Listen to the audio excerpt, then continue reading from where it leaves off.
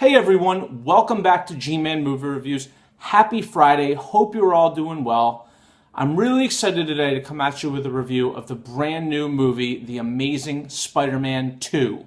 For a little bit of background on the first one, which came out a couple years ago, I wasn't super impressed with the first Amazing Spider-Man, especially compared to the movies of the early 2000s directed by Sam Raimi. I thought the first Amazing Spider-Man wasn't nearly as good, including even Spider-Man 3, as the original trilogy. Nevertheless, I was excited last night to go check out a late showing of the new Amazing Spider-Man 2. I have found the marketing campaign to be a little bit annoying and a little too in your face, but I mean, I was excited for the movie, and apparently a decent amount of other people were too, because I went to, I think, an 11:15 showing, and I'd say the theater was probably 50% full, so pretty solid showing. Now, there's really not much to say in terms of the story. Actually, that's one of my gripes against the movie, is that I feel like if you've seen the trailer, you've seen pretty much the whole story. From start to finish, I pretty much knew what was going to be happening and what was going to come next. But let's just say Spider-Man fights some villains. He has some personal family and friendship and girlfriend issues that he needs to conquer and face, and we go from there.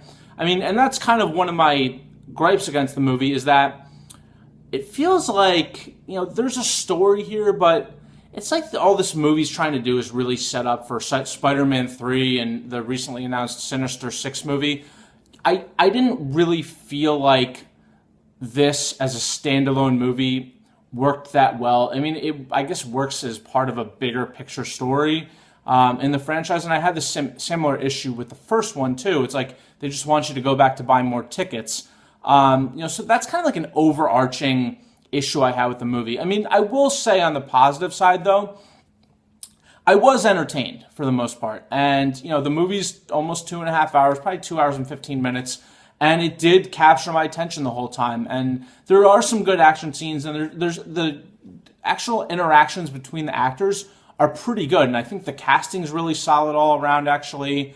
It's just that the story itself, and actually specifically the villains, I didn't buy into them. I felt like their backstories and rationale and origins didn't work well. And I'll caveat that by saying not every villain needs to have a great backstory or reason for why they're doing what they're doing. Case in point, the Joker in The Dark Knight, Heath Ledger's Joker, and that character is one of my favorite villains of all time.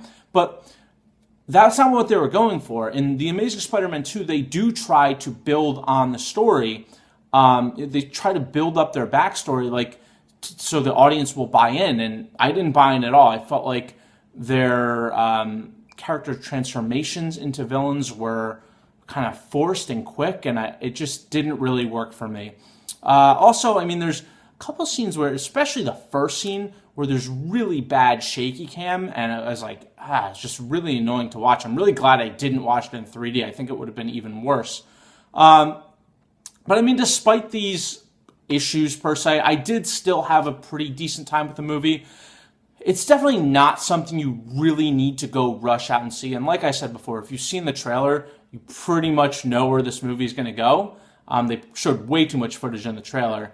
I mean, if you're going to go to the movies this weekend, it's probably not a bad thing to go see. I think you'll be entertained. But if you stack this up compared to other superhero and really good action movies, some of the better ones, I think this comes somewhere towards the middle. It's not horrible, but it's by no means good.